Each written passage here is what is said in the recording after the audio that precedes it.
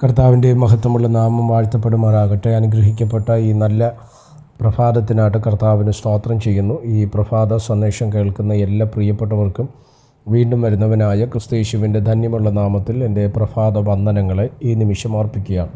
പ്രാർത്ഥനയോടും ദൈവാശ്രയത്തോടും കൂടെ ഈ സന്ദേശത്തിലേക്ക് നിങ്ങളുടെ ശ്രദ്ധയെ തിരിക്കുന്നു.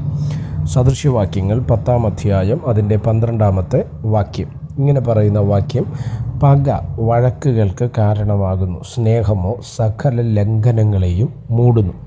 അനുഗ്രഹിക്കപ്പെട്ട ഒരു വാക്യമാണ് ഇന്ന് പ്രഭാതത്തിൽ നിങ്ങളുമായി പങ്കുവയ്ക്കുവാൻ കർത്താവിൽ ഞാൻ ശരണപ്പെടുന്നത്.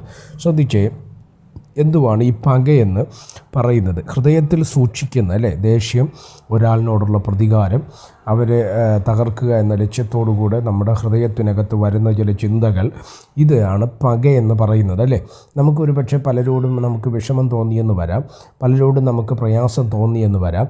എന്നാൽ ആ തോന്നിയ മേഖലയ്ക്കകത്തു നിന്ന് തിരിച്ചു കയറണം അങ്ങനെ തിരിച്ചു കയറിയെങ്കിൽ ദൈവം നമ്മളെ നിശ്ചയമായിട്ട് അനുഗ്രഹിപ്പാൻ തക്കവണ്ണം ശക്തനാണ്. ലേവ്യ പുസ്തകം 19-ാം അധ്യായത്തിൻ്റെ 18-ാമത്തെ വാക്യം നിങ്ങളൊന്ന് ശ്രദ്ധിച്ച്: നിൻ്റെ ജനത്തിൻ്റെ മക്കളോട് പക വയ്ക്കരുത്, കൂട്ടുകാരനെ നിന്നെപ്പോലെ തന്നെ സ്നേഹിക്കണം, ഞാൻ യഹോവയാകുന്നു എന്ന് പറയുകയാണ് അപ്പോൾ ജനത്തോട്, ദൈവജനത്തോട് പറയുന്നൊരു ഭാഗവും കൂടെയാണത് പക വയ്ക്കരുത്. മറ്റുള്ളവരോട് എന്ത് ചെയ്യരുത്?